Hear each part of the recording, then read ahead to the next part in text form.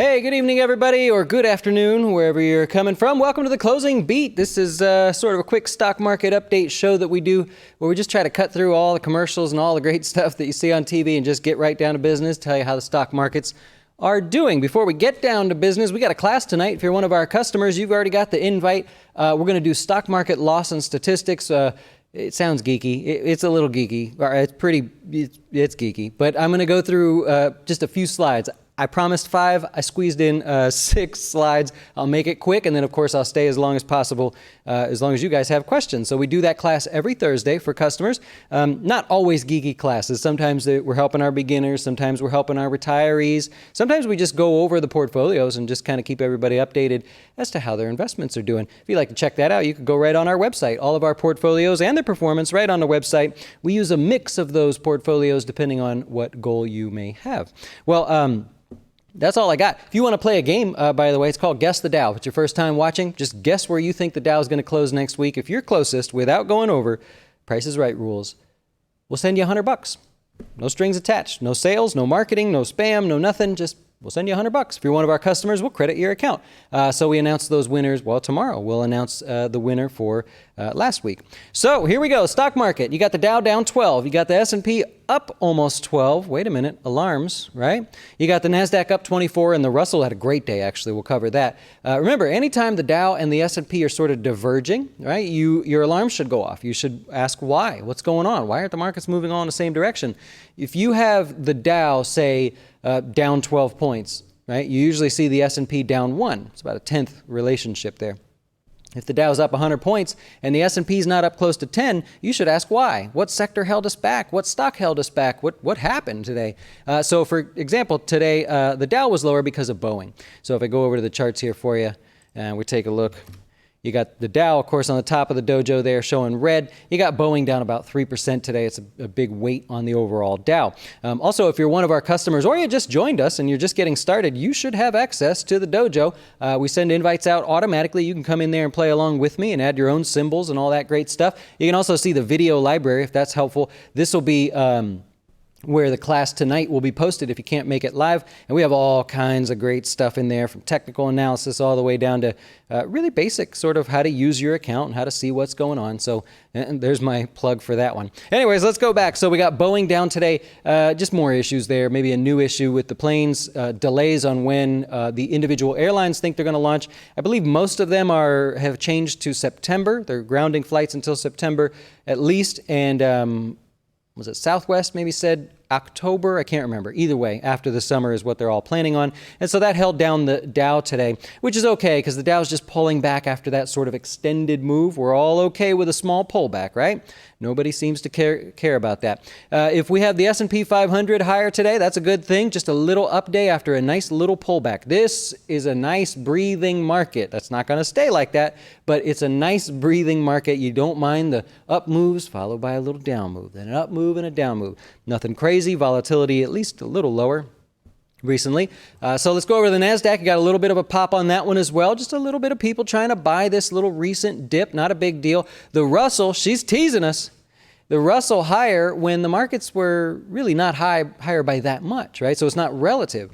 The Russell out of nowhere gets this nice little spike in here. Very strong day. And probably the most impressive part of what happened today versus what we've seen in other days, it closed near the highs. So very obvious resistance overhead right where it closed, and it didn't sell off. Meaning people weren't scared of that resistance. So if you think about that in the short term, that's pretty bullish. I mean, of course, it could turn around tomorrow, but if you had to sort of guess, you'd say, well, that's a good sign. Normally, we've been moving up in the Russell and then fading away midday, turning red on some days, and then some days just finishing with a small gain. If you're familiar with candlesticks, you can kind of look and see these handful of different days where we met resistance, almost met resistance, and we couldn't close at those highs. So that's a notable change there for the Russell. However, remember, the Russell is got a mind of its own lately. So one day does not make a new trend. Don't get too excited just yet. In my opinion, I don't know if you guys care, but so that's the Russell. Anyways, economic news that came out today, the GDP numbers missed. Well, they sort of missed. They missed by 1/10 of a point. We were just expecting GDP to go up to 3.2. They revised their sort of assumption of 3.1. So It's not technically a miss because that's where we were, but it was a little bit lower than what we were expecting to see. Initial jobless claims came out, another weekly number that comes out there. They were a little higher than expected, 227,000 versus the 219,000 that we expected. However, don't let the media sort of, they didn't, by the way, they did a good job today, but don't let them paint it as a negative sign because we are still all the way at historic lows. We are now 90 weeks of having readings of at least of under 250,000 claims. So 90 weeks. Always ask yourself, someone gives you a number like that, does that mean anything? Is that a record? Is that not a record? Are we in the middle of the range, low of the range? Where are we at? That's actually a record. You got to go back to 1974 to actually find the last string where we moved for 89 weeks. So just sort of a geeky thing. I don't know if you care.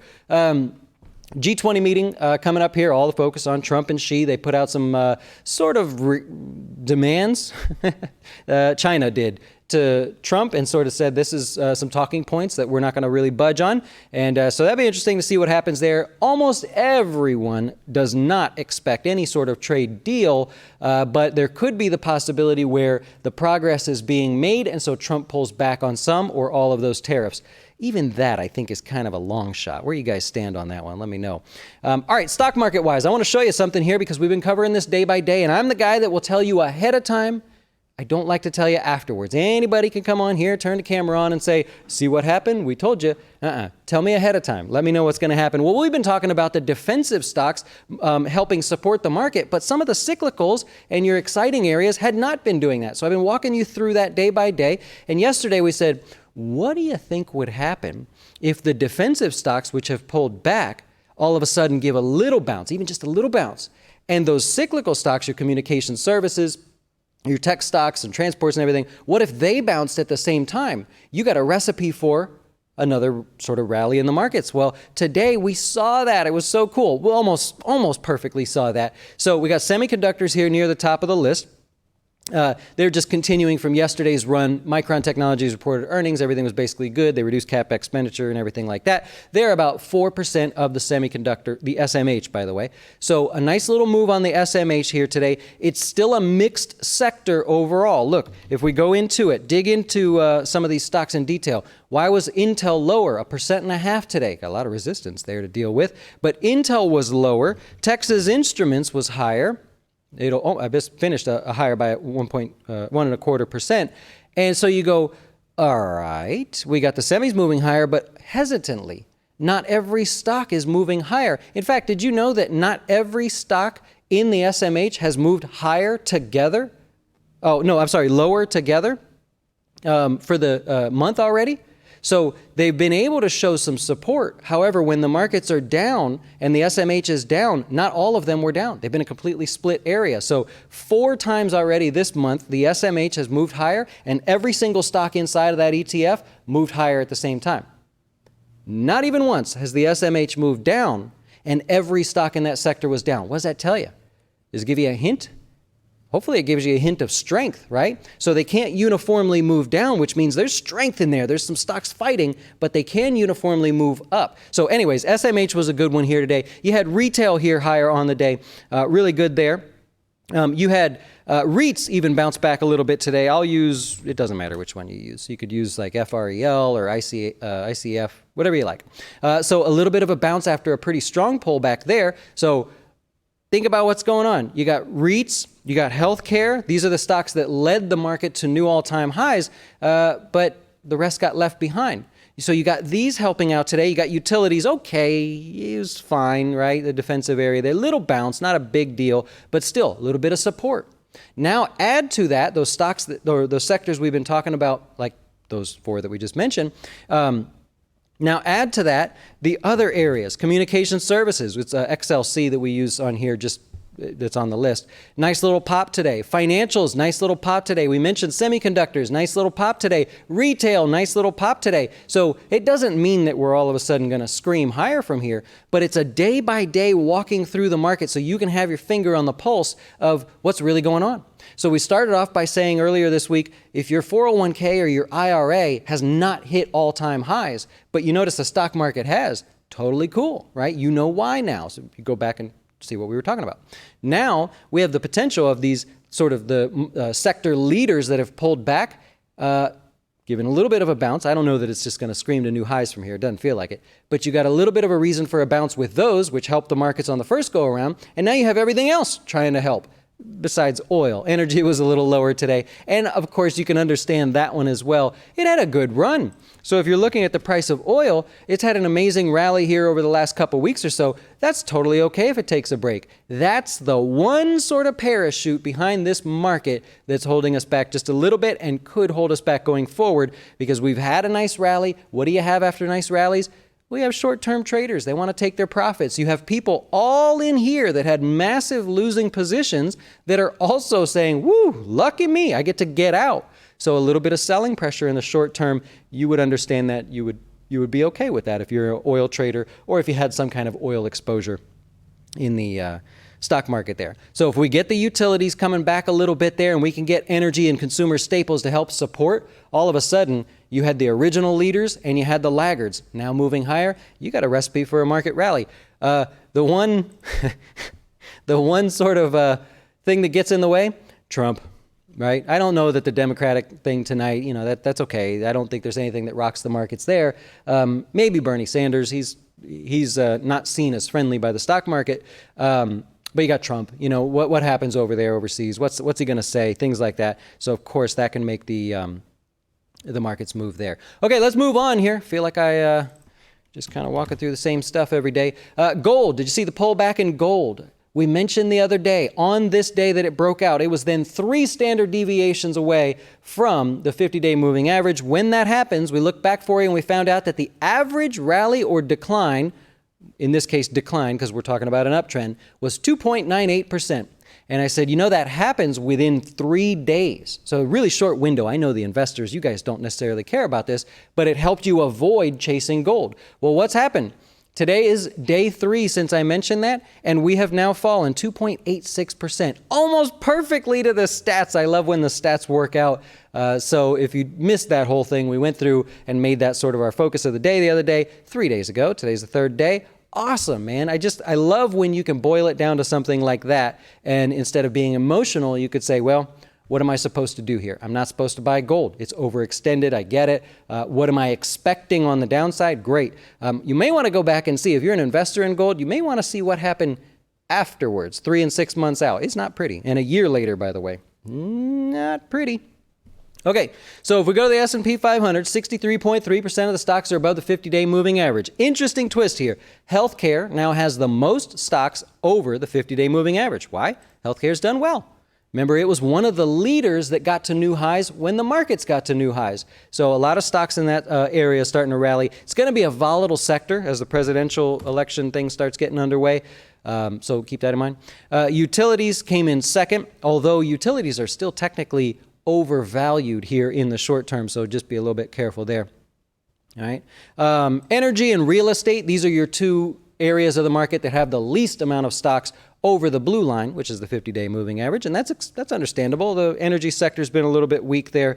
And of course, real estate has been pulling back, just a strong pullback. And a lot of these real estate, REITs, individual stocks, they're just right there. I mean, just right under the 50-day. So although the data says, it's in the bottom portion of all the sectors, it just by a touch, right? They just pulled back there, a little bit more aggressive than maybe what you'd like to see. Okay, interesting thing today. You got 6 new highs, and guess which one of them is? You can't guess, I'll tell you. First Solar. So First Solar hit new 52-week highs today. And remember the other day we said, what are the top 3 categories of the market right now? Like really drilling down into the market. And remember I said, I was kind of surprised to find that it was solar was in 3rd place there. So First Solar makes up about 10% of the solar ETF, which is, I think, the only one. I don't know of any other ones that have any kind of real volume. So the solar ETF, TAN is the symbol, ironically enough, 2.25% on the day today. First Solar makes up about 10% of this, so you can understand why the sector or the group as a whole had a good day just because of that strong move there in First Solar. By the way, now the solar group is higher by almost 50% on the year. Where's that on the news? How come they're not talking about that? It's just kind of like all about other stuff. All right. You got Carnival Cruise. That was your only 52-week low of the day, although it did bounce and finish positive on the day. That's a good sign, by the way. I only point these out because I know, like I said, some of you like to buy the dip. Some of you like to buy momentum. And I just like to, I'm not telling you what to buy. I just like pointing out momentum and pointing out discounts. So you make the decision from there. Okay. Beyond Meats was higher today. Some of the newer IPOs, I just like going back and seeing what was going on there. So Beyond Meats just a little bit higher, really starting to kind of slow down and find its pace, just like Uber and everything. Slack was down 2.5%. That's okay. I mean, it's still working out. Oops, that's not going to be something I want to look at. Uber, there you go. So Slack being lower, not a big deal. We'll go back here on Uber, headed back to the highs of this range. This stock, by the way, almost is to a point where you might be able to sort of rely on some technical patterns there. Awfully early, but again, a very popular company, so I could kind of understand that. Bitcoin. The definition, the very definition of a waterfall, I guess a reverse waterfall. So I know a lot of you have been saying, I'm looking for these dips, man. I like the waterfall dips. Bitcoin today, losing like 20+%, is the exact definition or picture of a waterfall just in reverse. So if you like the idea of looking at that. Bitcoin down 23%, giving back almost all of the last 3 days, which were a monster 3 days, by the way. Too far, too fast. People want to take their profits, and that's okay, right?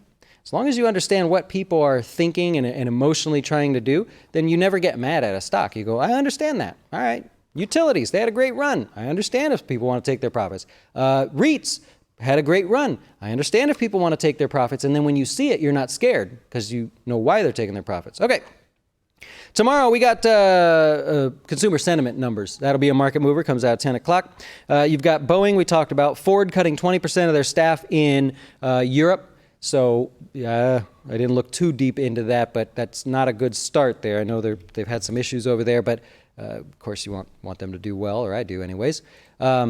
All right, KB Homes, the most recent home builder to report earnings, did well, up 8% on the day. Average selling price was down 8%, but so far everybody's okay with that. Higher margins, everything looking great. Walgreens Boots Alliance, they reported earnings. They kind of got washed away in the headlines today because of KB Homes and Southwest Airlines and all that. But Walgreens Boots Alliance gapped higher and then traded above a recent range. It loses a point because it's in the middle of a very nasty downtrend, but if you like that sort of thing, that probably caught your attention. Dividends getting paid. Cardinal Health, State Street, or SunTrust, and Raymond James. We own all those in our portfolios, so getting some dividends there while we watch the markets quietly wait for Trump, right? That's exactly what's going on. And you index fund investors or mutual fund replicators of those kinds, remember you've got MKTX taking over for L3 on Monday. So you got some time to adjust there if you're doing that sort of thing.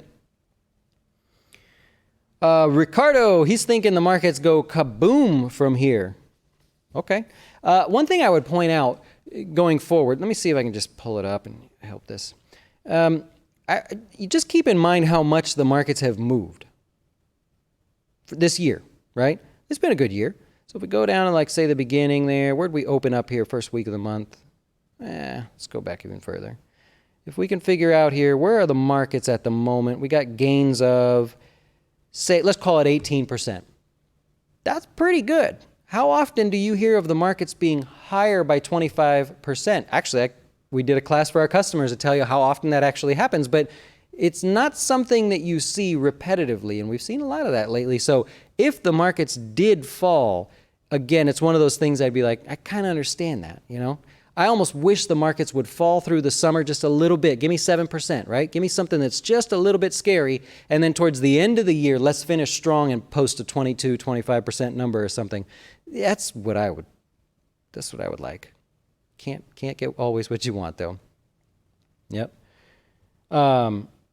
Okay. So let me see if I can find your questions here and then help you out there. All right. What do we think about Constellation's earnings tomorrow? I don't show them on my list. Maybe I did not create a good enough list, but let me see what I can do here for you. Are they reporting? Oh, no. Is it tomorrow? No, I don't think it's tomorrow. Maybe you meant a different stock? Yeah. Oh, it's that thing up there or back over here on air sign. Yeah, I don't know. Like, it seems like there's more of like this picture too. That shouldn't be there. I don't know. Sorry about that. Oh, funny. Nike's reporting after the close here today. If they did, I missed it. I haven't looked at it yet. Yeah. What are your thoughts on setting up a dividend portfolio with a cash management account for covering some smaller bills entirely with passive income? Setting up a dividend portfolio with a cash management account. Those two things are separate. So are you saying like you just like to have a dividend portfolio and then have that cash I know what you're talking about now. One of the sort of online app services there, I think, because I don't think Robinhood's doing it yet. So first of all, the dividend portfolio, it depends on how young you are, how much money you have. I really don't like seeing younger people that have like $1,000 force their way into dividends. I don't like that. You want growth. You want to swing for the fences. You want to ride the Bronco to get as much growth as you can. As you age, now we want dividends on a bigger piece of the pie. And I know it's a tough argument, you know, and there's no wrong way to do it. You could certainly still do that. I just would rather see the growth first, then go flying for the dividends. All my retirees that like the dividends, okay, they got big chunks of money, that's okay. Dividends are great, less volatile, I totally understand. While you're young, go for the growth.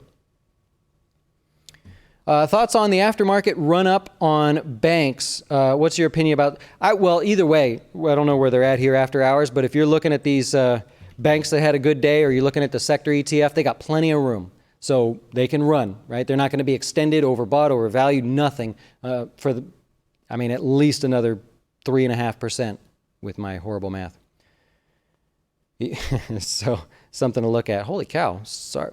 Was there like more people here than normal? Sorry if I missed something. Post it in there again. Is there a reason to think that the markets will see gains if a solid trade deal China happens, even the possibility of a rate cut in July? Is this rational? Yeah, I think as long as they walk away from this meeting with something positive, the market will hold up. Maybe a little gain in there is fine. If they walk away from this deal and Trump says, okay, I'm happy with the progress. I got a handshake from President Xi. We're going to figure it out. Pulls back on the tariffs. He just doesn't strike me as a guy that's going to pull back if he doesn't have some sort of win, right? Not only that, he doesn't strike me as the kind of guy that's going to pull back and then a month later put him back on. That doesn't make any sense. So I think that could really be a good bounce for the market, but I just don't see them coming away going, we have a deal. And if that happened, oh yeah, people would be pretty freaking excited.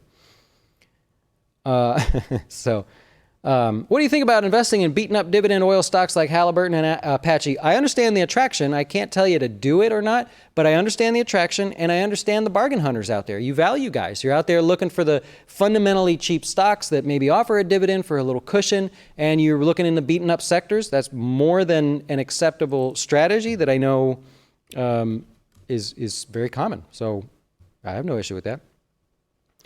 You like the idea of Carnival Cruise longs? Okay, you're a discount person too. I seem to attract the discount investors. Philip says he was expecting a bigger pullback in gold from the profit takers. Do you think it has more room to drop in the short term? Also noticed started down and recovered today. I do. I do think that gold continues to pull back only because of the stats that I've given you. It's already met the first requirements that we kind of went over earlier. I would think that someone who is interested in buying gold would still be interested in waiting to buy gold. Technically. I mean, if you're looking at like a technical chart and you're just going, I don't know, should I buy it? You can make an argument that it's still overpriced in the short term. Yeah. With REIT and utility pullback over the last few days, how long does that hill running break typically take? Any research on that? You mean how long do they typically sit there? A little different for utilities, by the way, because they're sort of at the higher end of their value fundamentally. Price-wise, I get it. You look at that and you say, well, that's pretty interesting. Nice little pullback there. I could make an argument that I'm at least getting a discount relative to the 20 to 30-day average. So I don't have a problem with that. When something pulls back in an uptrend, usually there's no reason to want to wait. Right? When a stock moves rather rapidly, or like gold or Bitcoin, when that sort of thing happens, there's really no hurry to buy a pullback. When a normal uptrend is moving along and pulls back, 3 to 5 days. If it pulls back to any support level that you like, there's a lot of studies on that. Run up, 3 to 5 days. What you're talking about is if they ran up a steep hill, those reverse waterfall things, those you have very patient. I mean, you could sit back for a month or two. I mean, gold could literally just chop around and not do anything, and that becomes frustrating. Normal uptrends, your big power stocks or power trends as they call them, when they pull back, you've got 3 to 5 days. Utilities would be a good example if you look at the last couple pullbacks. Pulled back, rallied. Pulled back, rally, with really no pause in there. Yep. What do you think would happen to the markets if a socialist was elected? Guys, making me predict stuff. I would think it'd be pretty frowned upon. What do you think about cryptocurrency markets? Bitcoin up 380%. Should you be trading this stuff? You're trading extreme volatility, right? I get it that it's had an amazing run. If you've invested in it, you made that type of return. You said the word traded. So if you're looking to trade that stuff, you always want to trade something that offers volatility, right? You're not going to go day trade or actively trade Ford. For what, right? You have to buy so many shares to get a little 4-cent move to make any money, pay your commissions and move on. So I would argue both sides of that to say, you can't say you'd make 380% if you're trading it because you'd have been in and out doing whatever you do. But yeah, if you're an active trader, you want action, right? You're looking at Nike right now, right? You're looking at the next upcoming earnings. You're looking at anything that could have any movement based on this trade discussion that's going on. You're looking at oil, interest rates, things like that. So get ahead of the game. Don't look at something afterwards and go, should I be in that? Get ahead of the game. Where are you supposed to be next? If you're an active trader, where are you supposed to be Monday? Holiday shortened week, remember that, but where are you supposed to be? What sector? Find your stocks, find any news-driven events, and be ready. Make a list, and then you sit there and wait. Man, I'm getting fired up about the old days. Yep. Yeah, and Bitcoin from a technical perspective, good luck. Yeah, it's tough. I know it's had some moments in there, but it's like an IPO in a way. You know, it's just moving around on its own. There's millions of different strategies in there. So how can you rely on anything? It's tough. Yep. Do you feel that the May and June markets have been more active in the past few years? Nope, not yet. No extra activity than normal. Volatility is lower historically over the last 9 years for the, not May, from June, May, June, and now hopefully we'll see going into July.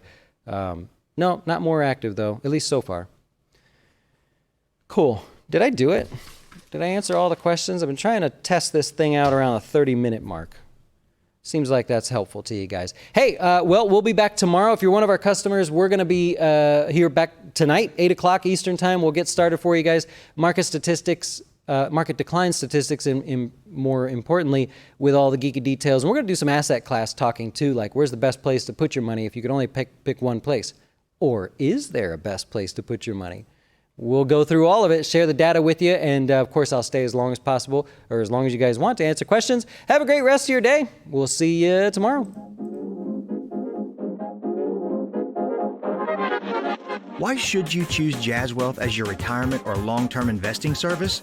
Our portfolios are managed by us, not some faceless mutual fund manager. Our private classes will teach you everything about investing and getting your dough straight. Best of all, our fiduciary standard means your best interest comes before ours.